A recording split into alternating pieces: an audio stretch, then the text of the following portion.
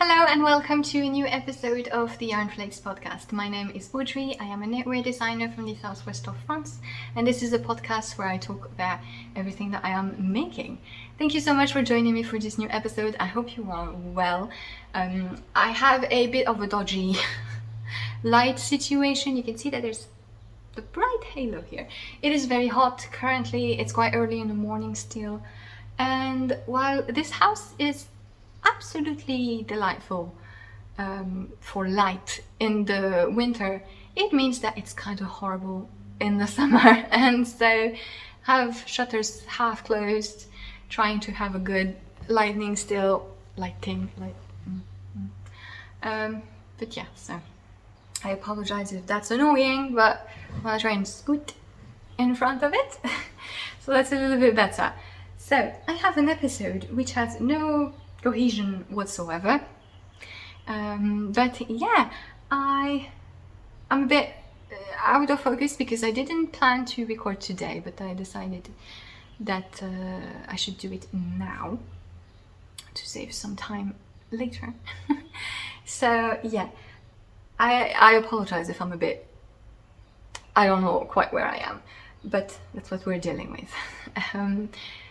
I am going to start, so you can find timestamps to all the different sections of the podcast in the description. So if you want to find a project in particular or skip a passage, you can look at that. I also put links to everything that I talk about, the yarns and the patterns that I will be mentioning, as well as links to my social media and my patterns, which are for sale on Ravelry, Pinheap and Lovecrafts. Speaking of patterns, I have a new design, which is the top that I'm wearing, which I have just released on Ravelry and Pinheap and etc.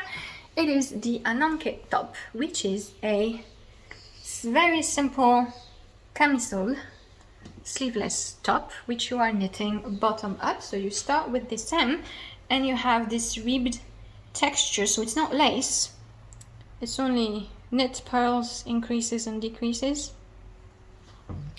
And I made mine quite tall, but of course you can make it shorter. And then you just knit in stockinette until you split for the underarm, and then you knit the front and the back the same way, with decreases for the armhole. You bind off for the neck after a certain point, so it's not too deep of a V-neck. And you have finishing touches all in one go, so you don't need to do anything else other than follow the pattern with the I-cord edgings here. And once you're done here, you continue the strap until you make a 3-needle bind off to join them. If you want, I know some people don't like that edge here, you can pick up stitches and finish everything together, like binding off knitwise instantly.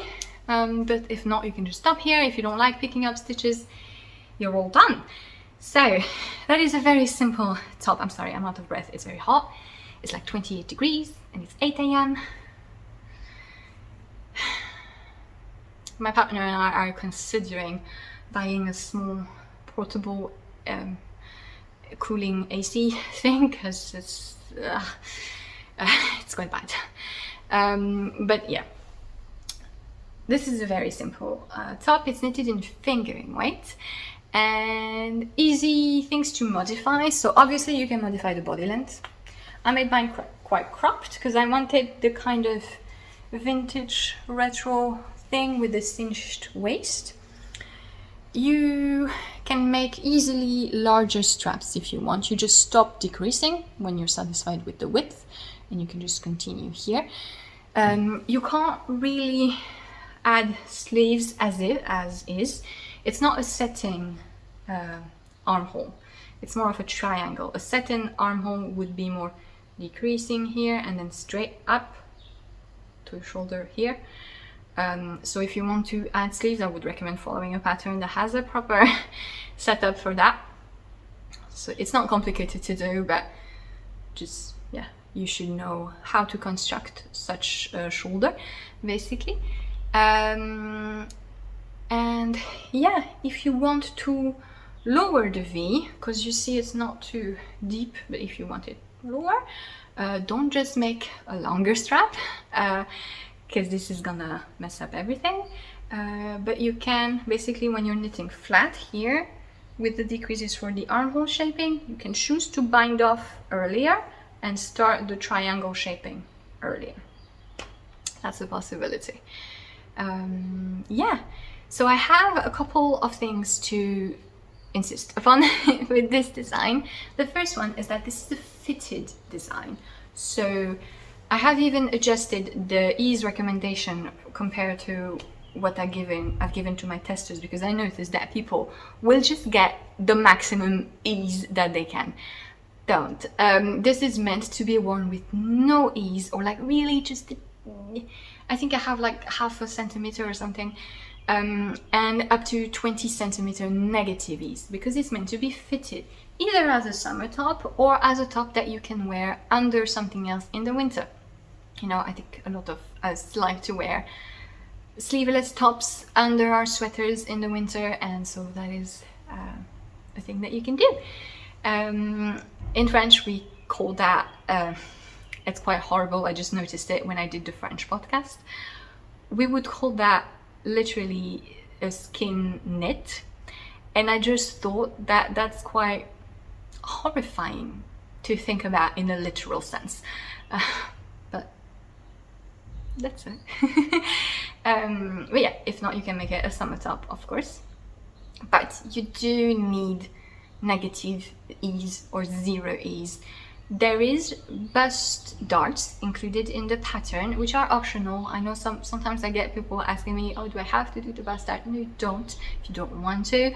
But if you're wearing a C-cup, or if you often notice that the front of your clothes is riding up, or if you tend to have too much fabric at the back, the pattern includes an option to make short rows here at the bust, so that you basically get more room.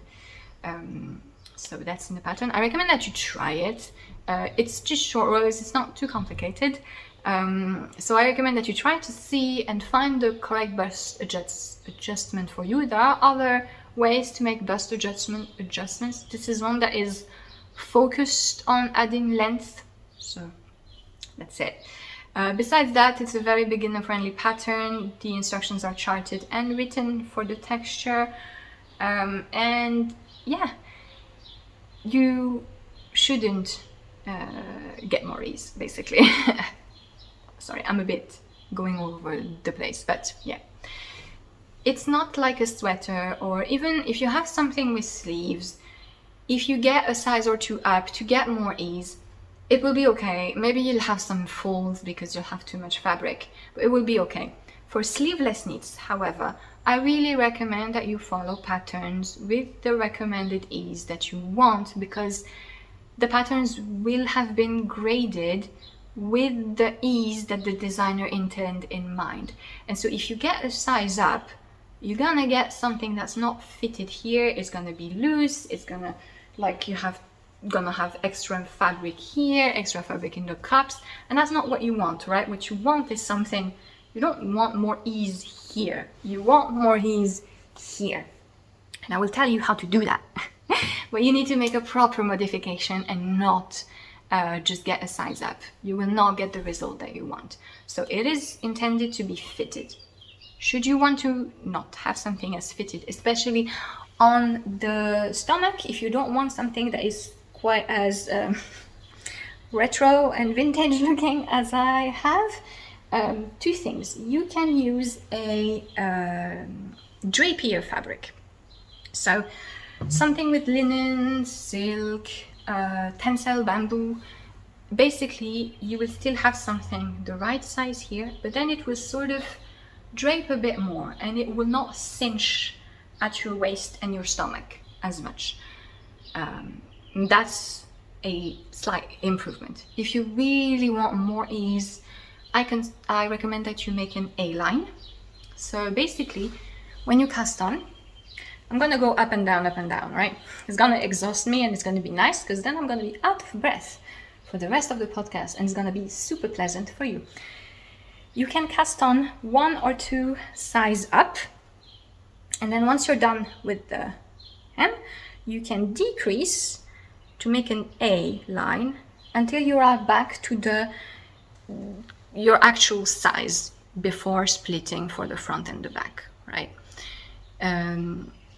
You usually decrease, like you make 4 decreases per decrease round. You make 1 here, 1 here, 1 here, 1 here, and usually you space them by about 1.5 or 2 centimeter, 3/4 inch. If you want me to help you set up those decrease rate to have an A line, you just contact me. I will give you more details depending on how long you want your body and your row gauge. I will just let you know how to do that. But yeah, that is how you get more ease. Don't just get a size up. On a related topic, it's really important that you are careful about your gauge. Now, so I'm like a broken record, but I know that when designers talk about gauge, people are like, oh, but I don't want to swatch. You don't have to swatch, you have to get the right gauge. And this can be 2 very different things. The right gauge, you have to know what gauge you are. And this can be 2 very different things, right? If you make a test, a swatch, this is good to sort of give you an idea of what needle size to use, how your fabric is going to behave when you wash it, etc. But what you're wearing, it's not a swatch, it's the actual project. And I get almost like once a week someone very confused because their project is not the right measurements and they don't understand because their swatch was correct. It's like, no, if your project is not the right measurements, it's because your gauge is wrong on the project itself. So please do check your gauge on the projects that you are knitting. Basically, you knit a few centimeters and then you check. You say, oh, like, is it about the right size still? Because no matter how good you make your swatch, and quite frankly, we don't tend to do them properly. Like, do you make them in the round and flat? Do you make them big enough? Even if you make it absolutely perfect, it's still not the same situation as making a full piece with the weight of the full piece, and with the time spent on it, your tension differs. So always check your project for gauge, not just your swatch. And that is especially important for tops like this, because it's knitted both in the round and flat. Both gauges need to be correct. And a lot of people have different tensions when they knit in the round versus when they knit flat. It's not my case so far, I'm lucky. Your tension can change with time. I've noticed that I tend to knit tighter and tighter as the years go by. But so far, I don't have a difference in the round and flat, but most people do. So when you're separating here for the underarm, check again here when you're knitting flat that it's the right gauge. You may change needle size, it's not a problem. Just make sure that you keep having the same fabric and do what's necessary for that. Row gauge is also important. So the gauge for this project is 27.5 because it lands on half a stitch. Stitches per 38 rows / rounds per 4-inch 10 centimeter. So you need to get as close as you can to the row gauge, because that is what determines the upper body. When you have a project like this, which is knitted both in the round and flat gauge is most important for the fit, because if it's not right here, if it's a bit fiddly, well, it's gonna be fiddly, but it's still gonna be manageable. Whereas here, if you don't have the right gauge, you're going to mess up the entire shaping and grading. And yeah, so make sure that you get as close to the row gauge as you can. There is room for error. Like if you have 35 rows per 10 centimeters, you'd be okay, because once you're finished with the decreases here, you have some room to reach the desired armhole depth. If you like, there's some sort of, I think there's a general curse that whenever knitters, like whenever we make these kind of tops, everyone tends to make straps that are too long. It's like a thing, like we all do it. So don't make straps that are too long. If you want to be absolutely sure of the fit after blocking your yarn, put your stitches on hold here before doing the 3-needle bind off. Block your top, let it dry, then pin the straps together and try it on. So you see how your yarn has grown. And if you need to undo some lengths of the straps or add more length, at least you don't have to undo the 3-needle bind off. It's not a grafting, it's a bind off, but it's still a bit difficult to pick up your stitches if you're unraveling that. So you can do that to be absolutely sure of the height that you need, because the pattern is graded so that it should cover most bras. Now there are about 20 billion bra shapes, right?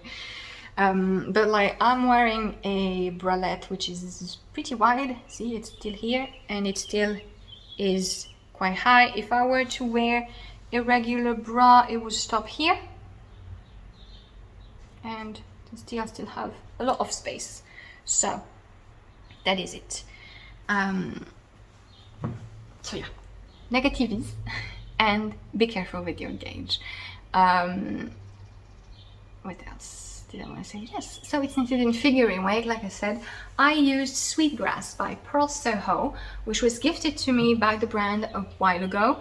And yeah, so I was really curious to try, because I'm really interested in Pearl Soho yarns because they have really cool blends of yarns.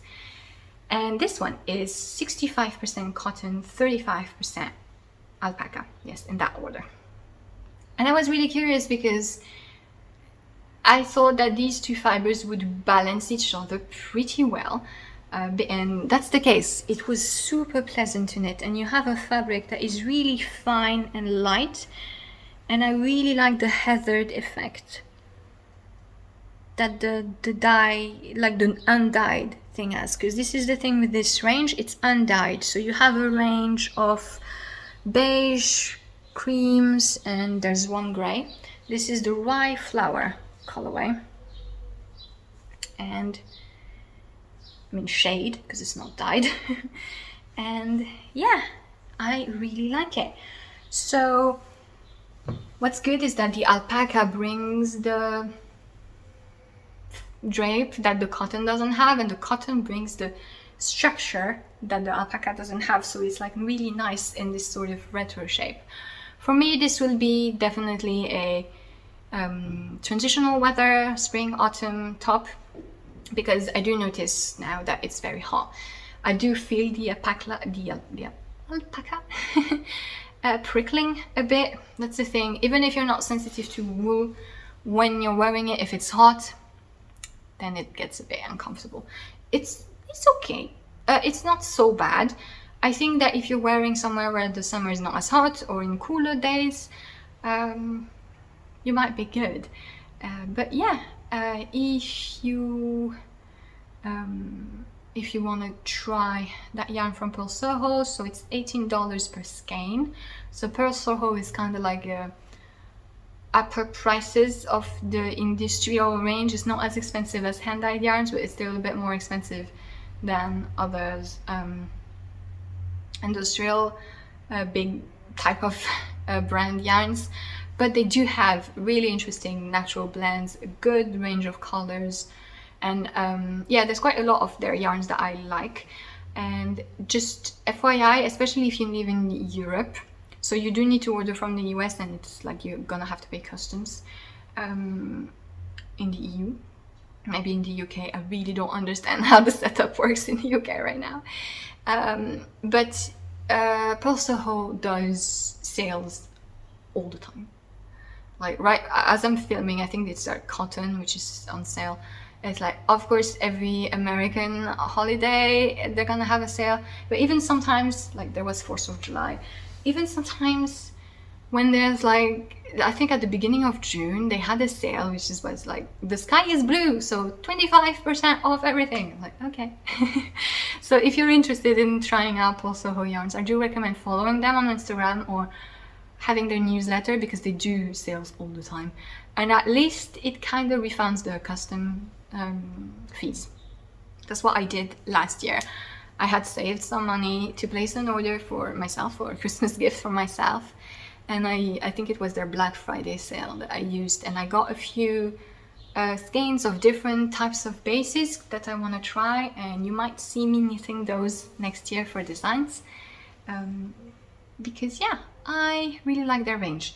And this one is a nice, fine, transitional weather, interesting, natural looking fiber that is quite light, but maybe not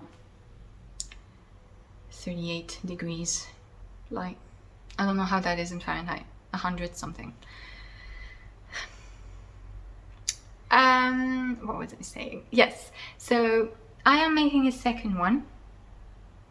So you can use any fiber. If you want to make more like a, to wear under sweaters, you can, merino wool would be great because it will be nice and fitted and elastic. Linen is fun to have a more drapey version, etc. And that's what I'm using for a second version. So I had hoped to have it done to be able to show you an alternative, but unfortunately I didn't have the time to knit it. I'm quite I have a lot of designs that I have deadlines at the moment, and I'm a bit overwhelmed by my works in progress. So a lot of my works in progress are on pause until I finish those deadline designs. So this is what we get, and I hope it helps you get a good sense of what it looks like, right? You feel inspired, right? You can really visualize how that would look. But yeah, I'm using Kalinka linen, which is a pure fingering weight linen from Karin Oberg. So I knew I wanted a linen version, and I love Antigone from Dererum Natura, which is a pure sport weight linen. And if you want to make it in this linen from Dererum Natura, it will be lovely. You won't have a transparent fabric at that gauge. It will drape beautifully. It's really nice. But I wanted a pure red, like a blood red. And there is none in Antigone. There's a burgundy type red, and there's a orangey red, which is really beautiful, but I wanted just red. So I looked for other types of linen, and I found this one, which I didn't know that Karin Oberg had. Oberg, I don't know. I think it's the type of O. I didn't know that she had a yarn range, and that linen is a pure linen, so it's quite fine. It's fingering weight, so I'm gonna have something that's quite transparent, but I'll see. It should be okay still, I think. And it's a really nice red, and this is what I have so far. I'm just doing the ribbed pattern. I'm gonna make it shorter than on this one, maybe up until here. And yeah, hopefully I will have it done by the end of the summer so I can show you how that looks in linen. But yeah, that's it for Ananke, which is available now on my pattern shops, and there is 15% off for the release with the code Ananke on Ravelry. So until Sunday, yeah, when you're seeing this video, when I'm releasing this video. So that's it. I hope you like this last summer design of the year, and I'm going to move on to some works in progress. So I have a personal work in progress that I wanted to show you, which is a design that I am making. It is the Portee tee from Marina Storm, which is a Greek designer, though she lived in Spain for a long time, so she does have the patterns in Spanish, I think, and in English. And so I found her work recently and I really liked it. I think she has an interesting way to work with shapes of the textures that she uses. She also has a few intarsia, why can I say it? Intarsia shawls with organic shapes that are very cool. And she had a Portee, the Portee design, which she also has released for children now, which is an all-over lace t-shirt which I love because this is something that I love to wear. So in the summer, I'm not super modest, but I don't like going out with like a really fine tank top or a super crop top or a bralette. I don't like, I'm not really comfortable. So what I love to do is wearing a lacy thing over it, which is transparent, so it's still nice and cool, but it still covers a bit. My favorite design that I made for the summer is the Ninon cardigan for this reason, because it's lacy. So I can wear a really tiny crop top and put that on over it, and it's great. And I'm not too hot, and I still feel comfortable. So this is exactly the type of project that I'm gonna wear, and it looks really beautiful. And another thing that really made me want to knit is that it is designed in this yarn, which is Caravella from Rosario's 4, and it is a pure bamboo viscose. And so I have already made a project in pure bamboo, which was the outline tank by Jessie made. Now the problem is, I don't think it was the right pairing, because I think the outline tank, it's a sleeveless top with the drop stitches detail. It needs to be flowy. And the problem with bamboo is that it's so drapey and so soft that it kind of drags down. And so the tank, the top looks very kind of form-fitting, but not in a good way. You know, it's not, I think if I want a form-fitting thing like this, it needs to be a yarn that still has some structure, and a design that is meant to be like this.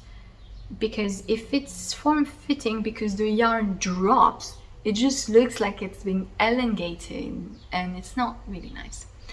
So it's difficult to work with pure bamboo. I'm not really experienced with it yet, and I'm still trying to find the right type of structure, the right type of texture for it. And so I saw that this was perfect because it's designed for this, and it looks really cool on the designer's sample. It looks very flowy, and yeah, so I thought that was a good bet. And also the color range for this, oh my god, it's gorgeous. This is the colorway 26, and it's exactly as you're saying it. It's that bright. It's lovely. It's great, and I bought it on a Spanish shop which ships, I assume they ship to most of the EU, called the Magic Scissors. So it's, yeah, for some reason their shop appears with the name translated instantly into billions different languages. So it's Les Ciseaux Magiques en français in French and Las Tijeras Mágicas in Spanish. And so I don't know if Magic Scissors will actually lead you to them, but anyway, it's a Spanish shop. I'll try and link it below. And yeah, so I got it. It must be available somewhere, other places. Maybe Retrosaya has it. I don't know. But yeah, beautiful, beautiful colors. So I'm quite sad because this is one of the projects that is kind of on a break until I finish my deadline designs. And this is what it looks like. So this is the design. So you have this mock cable eyelet here, which will be at the center of the front and of the back. And then you have this lovely geometric lace, which makes little triangles separated with bands of garter stitch. So can you hear the cicadas? They're trolls. Like at night they just go right on the window, and they're super light.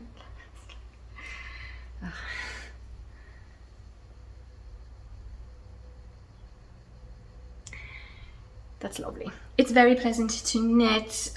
It's not as, so the bamboo I had used for my outline top was the bamboo from the Yarn Lovers, and this doesn't feel as slippery and flimsy. It still slides right off the needle because it's like really soft and drapey, and I really like the stitch definition that it has. It's really nice. So yeah, the lace in the pattern is charted and written, and yeah, I wouldn't necessarily recommend the pattern to beginners. It is very clearly written. They're charted and written, like I said, and it's very clear. It's just that it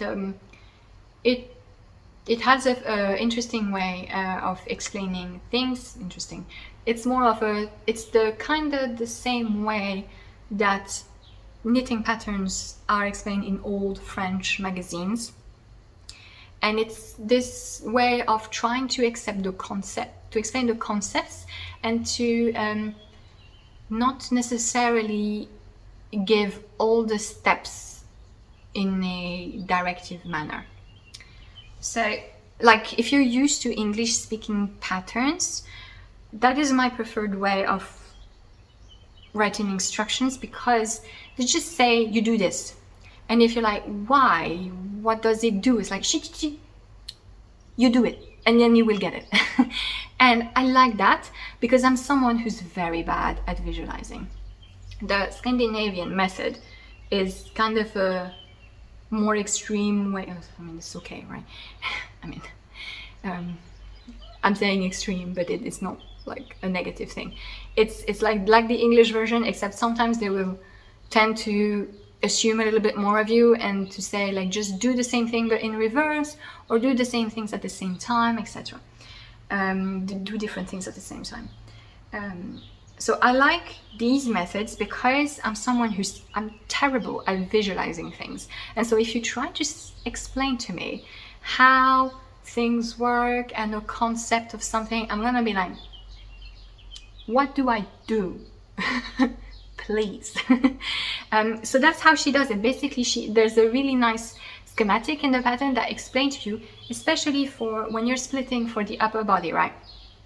She doesn't say, okay, this is the split row. You knit until here, and then you do this part like this. Then you rejoin yarn here, and you do this part like this, and then you do the back like this, etc. No, she tells you, there's like a little bit of text that explains to you, so this is how we will set up, this is how your knitting looks like, and this part will become this part, and you have to do this other part like this, etc. And so I think if you're someone who really needs to see what you're doing, I think you will enjoy how she writes her patterns, because that is very nice. That is a very nice and clear way of doing it. But it's always fun, that's why I like following other designers' patterns a lot, because it's always like stimulating and refreshing. The way I write my patterns is not my preferred way of following patterns, because I try to reach a balance, and I'm not writing my patterns for myself, right? I'm writing my patterns for the most people to be able to understand without issues. So it's kind of like a collection of feedback from other people, etc. So I try to reach a balance. But for me, the way my brain works best is if you just tell me what to do. So when I was reading the pattern and I saw the schematic and she was explaining, so this is the part that you're doing with the border, and it will make this side of the sleeve, etc. And I was just like, just tell me what to do. Where is the raw instructions? And then basically I of course I got it because it's very clear. I'd say if you're familiar with bottom-up drop shoulders, you're good. And if you're someone who needs to comprehend what you're doing, check out her work, because she's doing, like I said, it reminds me of the old French knitting magazines, but in a much better way. Like it's better done, basically. And yeah, so it's still very simple. I just wanted to say that because it's a funny thing when you're I think we don't talk enough about how it's completely normal that different people understand things differently. And if you feel like someone's instructions are not clicking, it's not your fault, you're not dumb, and the pattern is not necessarily wrong in his choice of how to instruct things either. Sometimes I see people criticizing massively knitted patterns or designers that are super popular, and I'm like, if a pattern has been made by people who are happy with it 6,000 times, you can't say that it's poorly written, you know? Yeah, it doesn't mean that it's gonna work for everybody, but it's normal that there are some individual that don't mash with everything. And I think the designer's job is to try and reach the most medium, like the most halfway possible between everything. But sometimes there are contradictory styles and contradictory ways of thinking, and some knitters just hate it when you have too many options. Some knitters, on the contrary, they need to know everything. And I think if you're someone who needs to see what you're doing, to really understand what you're doing, and if you're someone who, when you read an English style instruction with just like you have a row and it tells you you knit this, you place a marker here, you increase, you knit to this other marker, you do this, and you're like, why? What am I doing? And you much prefer when someone tells you, well, now you will be doing the sleeve this way, shaping, and then you will keep knitting the upper body, etc. Then I think her pattern writing style you might enjoy. So that's it. I enjoy it because I enjoy like the little brain thingy, and I always think it's very interesting to see how other designers function. And yeah, I like having a clear pattern to follow. And like I said, it's simple enough that even if it doesn't work with your way of thinking, it's a breeze. Don't like go away. How did you enter? Like, we have mosquito nets. Do you not see what your colleague has done to me? I have sometimes allergic reaction to mosquito bites, and so my legs, I have like spots like this of things that have swollen from mosquito bites, and it's pretty bad. I'm okay. It happens to me every summer. It's fine. I think that at some point there might be a threshold and it might become a problem. Anyway. What was I saying? You see what you did now. Yeah, so it's simple to knit. So it's gonna, but that's funny. It's not simple enough that I don't have to look at the chart, so I can't knit it when I'm reading or when I'm watching something that needs subtitles. But it's still very easy, so that it's very relaxing to knit. So I'm really looking forward to picking it back up because I would like to wear it this summer. So fingers crossed I have some more of this to show you in the next episode, because the yarn is a delight. The pattern is really cool. I really like how she set up the borders with the mock eyelets, and I can't wait to see it all come together. So first work in progress that I wanted to show you. Second work in progress is a new design of mine, which is a sock design. So I have been making a little color sock collection this year. So I've released 4 patterns of sock designs, which are the concept was to play with colors, right? And so I had planned 2 more designs. I had to reschedule my plans for the late summer and autumn and winter because, like I said, I'm a bit overwhelmed with designs that weren't planned, but I'm very happy to be working on them, so it's okay. But so I'm only going to make 1 more of the sock designs that I had intended. The other one, it wasn't like, the idea wasn't super defined either. Like, I knew roughly what I wanted to do, but I still needed to think about it, so I would do it another time. But I did really want to make a colorwork design because, I mean, if I'm making a color play sock collection, then I have to make colorwork, and that is what I'm doing. So I haven't made a colorwork sock in a long time, so that was really fun to do one again. And these are the socks. So I wanted to use a base color, which is this light pink, and basically I wanted to use all of the colors from the previous designs all together in this one. So of course you can use just one contrast color for everything, but I kind of wanted it to be a fun leftover project as well.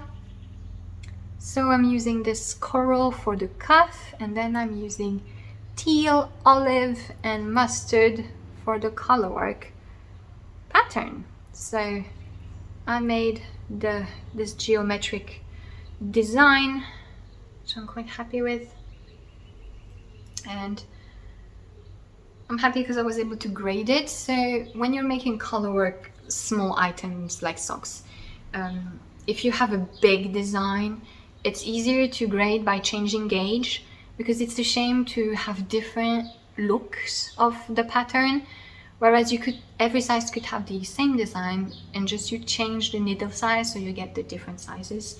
But this is small and manageable enough that I could make different sizes. So, and since the idea is so this will be all of the Colourwork, this will be the leg, and I'm gonna do the heel now, and the rest of the sock will be in stockinette. I'm gonna do the heel flap in the coral contrast, and the rest of the sock in stockinette in pink. And it's much harder to grade things that are, I mean, it's a pair of socks, it's not hard to grade, it's okay. It's more complicated to grade something that has stockinette and Colourwork versus something that has all over Colourwork, right? So what I did is that like you cast on a certain number of stitches, you increase for the Colourwork portion because Colourwork doesn't have as much stretch, and then you decrease back for the stockinette section. So hopefully the fit will be better and more adjustable for people. And yeah, so that is it. Using Filcolana Arbeta, the Superwash Merino nylon, blah blah blah, as usual. Not as usual, but as often when I'm making socks, and as it was the case for this year's sock designs. So yeah, really happy with how this is looking. It went by really fast, and yeah, I finally want to share with you the progress on my Colourwork cardigan, which I showed you in the last episode. What happens often with my designs is that I show you the beginning in a podcast, and so it doesn't look like much because it's like just the beginning, and then in the time between the inconvenience of filming with the window open is that there's more noise, but the advantage is that I don't get surprised by the doorbell. So my Colourwork cardigan. So what I was saying is that often with my designs, I show you the beginning, and then by the time I film the next episode, it's already done. And so I'm like, well, I'll just show it when the pattern is released. And so you don't really see a lot of progress in the process. So I thought I would show you this cardigan, which is almost done. One sleeve and a third of the sleeve of the first sleeve is missing, but that is the project. So it's not blocked, right? It's steeked, but it's not blocked. But this is an all-over Colourwork cardigan with this geometric design. This is how it looks overall. I have started one sleeve, I'm almost done. Still need to do about this, I think, before the cuff. Stay there. I'm using 40 centimeter circulars for the sleeve because it's big sleeves, like it's kind of a coat. I'm using Sandnes Guard Peergint, which did I say in my last episode that it was superwash? It's not superwash. Thank you so much for correcting me. The thing is, in the label it says machine washable, and I sort of understood that Scandinavian brands said machine washable when it was superwash. I know you can totally put non-superwash wools in the machine, like I've done it with Holt's Super Soft, it's fine. But I just thought that yarns that were non-superwash would say hand wash, and that was sort of the conventions. Apparently not, so you never know. But yeah, so I'm using Peargent by Sandnes Garn, and it's nice. And so I have made the shoulders with short rows and twisted ribbing, because so I wanted to make short rows absolutely in the sleeves to make them drop properly, and I didn't want to make it in Colourwork because I'm making steeks, so I'm not gonna have people do Colourwork flat. And I thought that working them in texture made it look more intentional, right? Instead of just being lazy. And I kind of like the effect that it has with the texture on the shoulder. So everything is steeked, and so while it's not blocked, it looks a bit wonky on the front, but that's kind of how things are around the neck.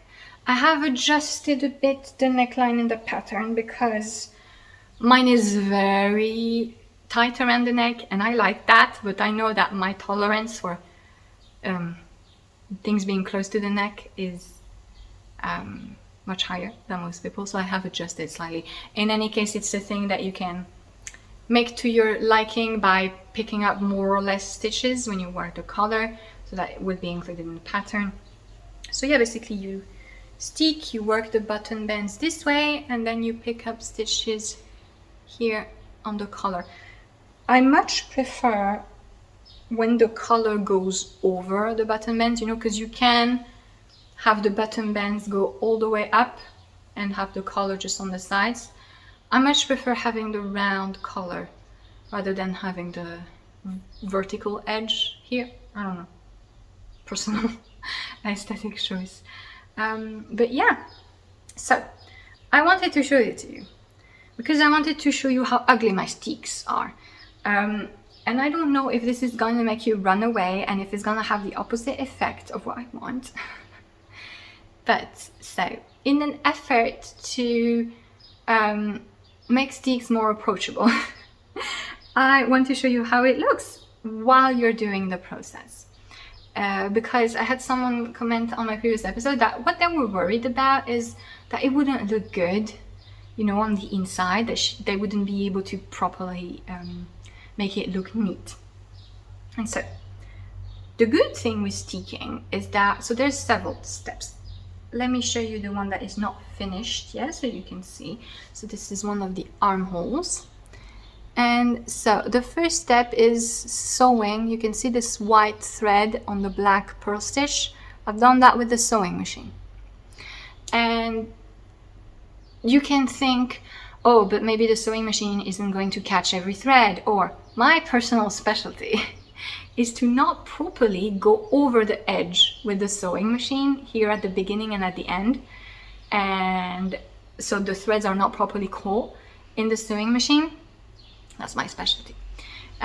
So you may think, well, it's gonna unravel because I didn't do it properly. It's okay. It's okay.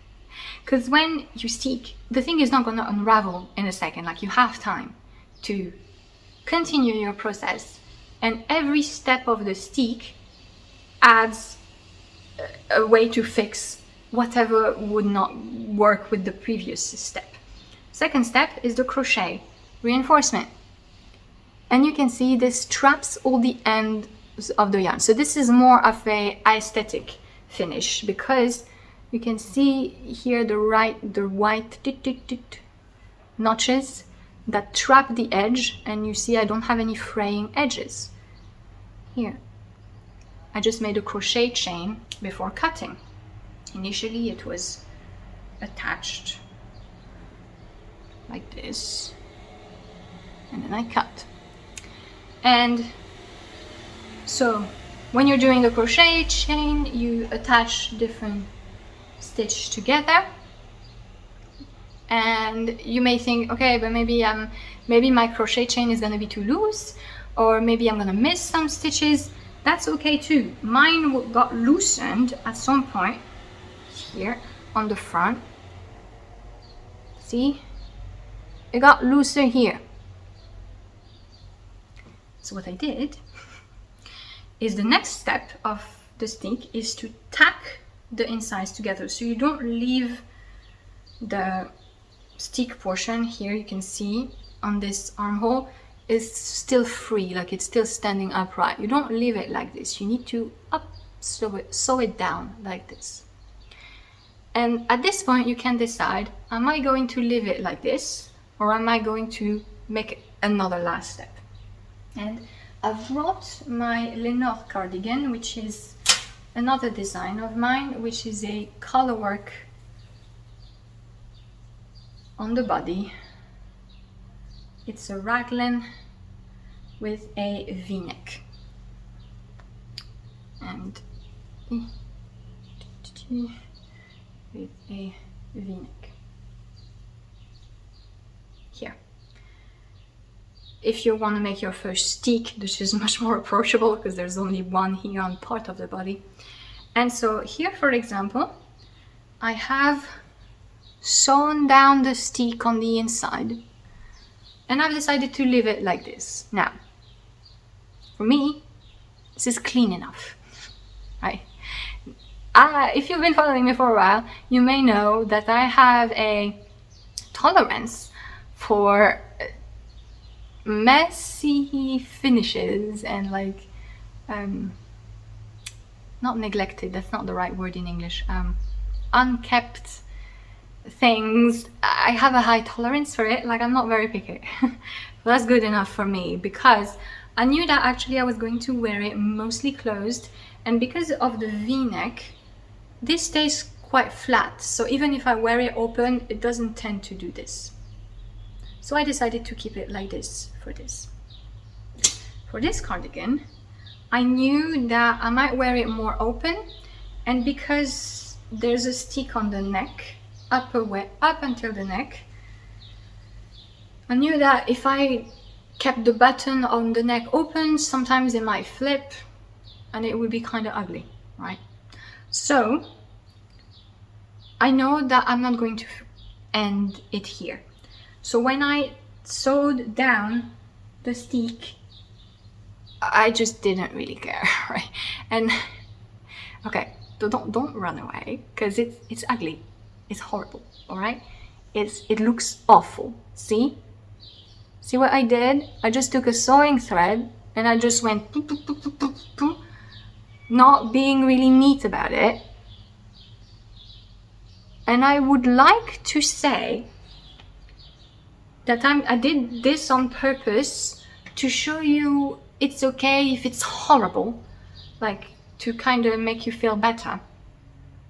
But I did not do it on purpose. Like, I did not do it at the best of my ability. I just like winged it, because it doesn't matter. And so that's kind of what I want to show you. It doesn't matter if it's ugly right now. And like, it's really, see? So of course I have the ends of my crochet reinforcements that I have to weave in.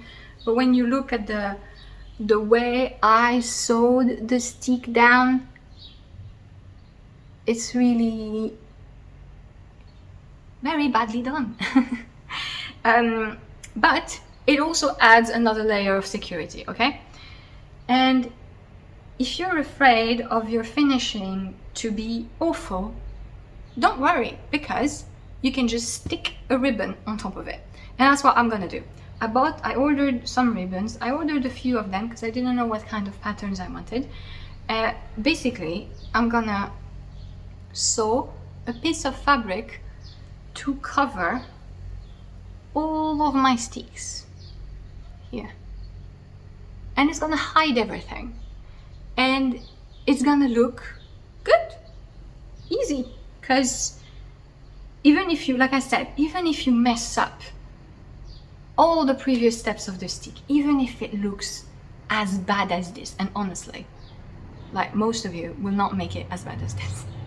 That's kind of the thing, you know, when I'm trying to encourage people to play, when I'm trying to encourage people to try something, it's not that I think it's easy because, oh, if I can do it, it's like, yeah, if I can do it with my like my how's it called? How do you say? Nonchalant attitude. Like, I'm not someone who's very like, I'm not gonna say that I'm not good with my hands, but I'm clumsy. I'm also kind of lazy, and I'm not patient, and I don't have the skill to be really neat and precise, and I also kind of don't care if something is not straight or if something is not perfect. I'm not that kind of person. And so anything that you're gonna do, it's unlikely that you're gonna do it as bad as I do, right?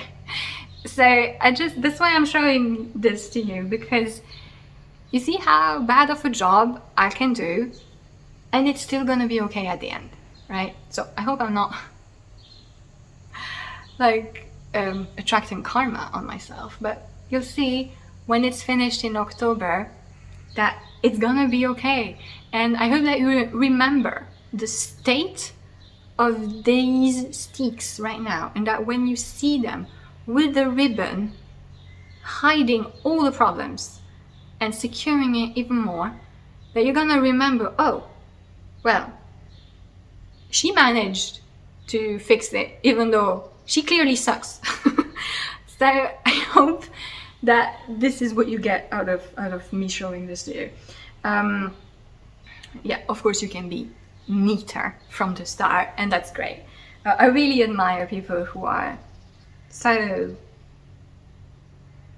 in tune with making things perfectly. And I know perfectionism can be a bad thing, that you might feel overwhelmed by your own volition to make things so perfect.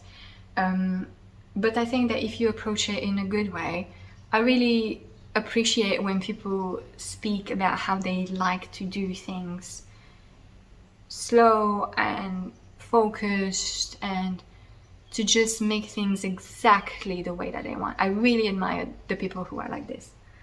I am not. So that's the thing. When I'm telling you that something is okay and that you shouldn't be afraid to try it, think of the kind of person that I am, and think that the person telling you that it's okay is super lazy and is not someone who's going to put a lot of effort into making it good, into the details. So you're likely going to do a better job than me, so no need to worry about this. But yeah, the right side of it looks good.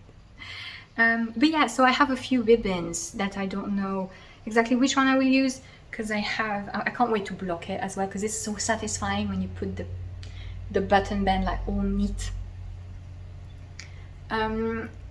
So I have some ribbons that have a geometric pattern, some have more of a floral design, and I don't know yet what will go best, so I'll see.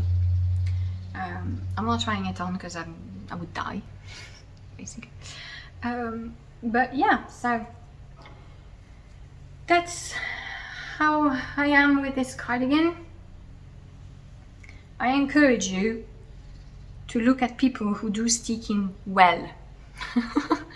So there you can see that, yeah, for me, I don't know, when I'm learning something new, I actually learn a lot from people who make mistakes, and from people who fudge things, and from people who, despite not being excellent at every step of the way, they still manage to make something that they're happy with.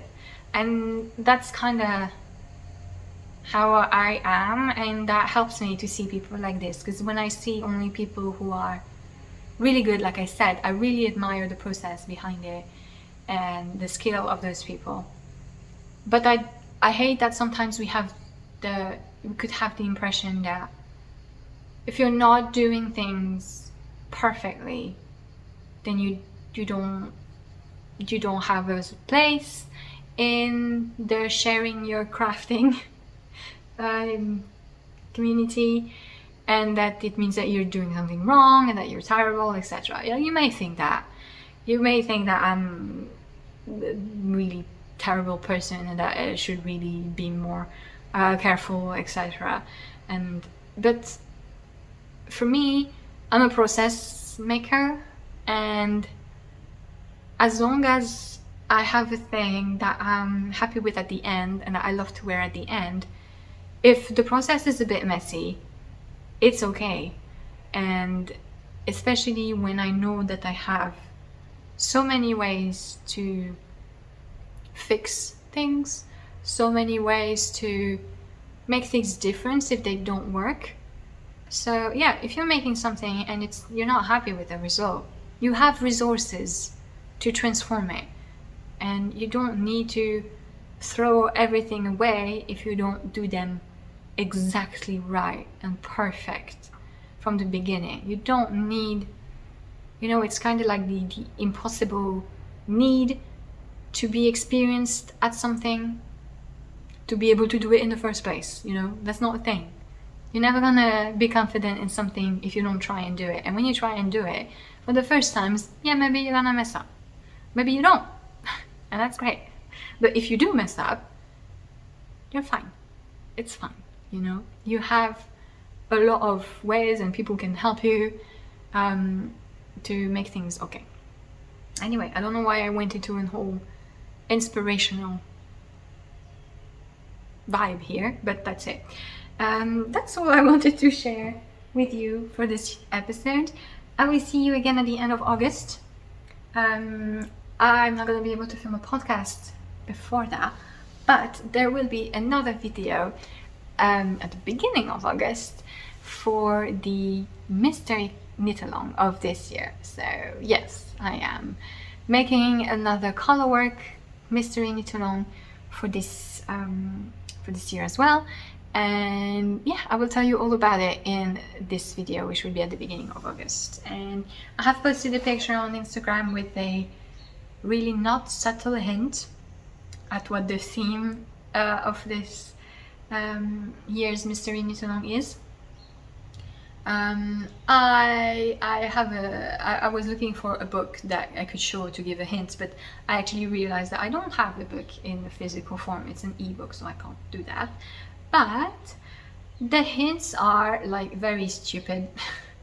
It's a ball and it's a thread and it's directions, and yeah, there's not gonna be a ball on the design. Like, it's fine. But yeah, those are some of the clues to know what kind of theme we're going in. It's really not that subtle, like I'm trying to be all mysterious, but it's like, seriously.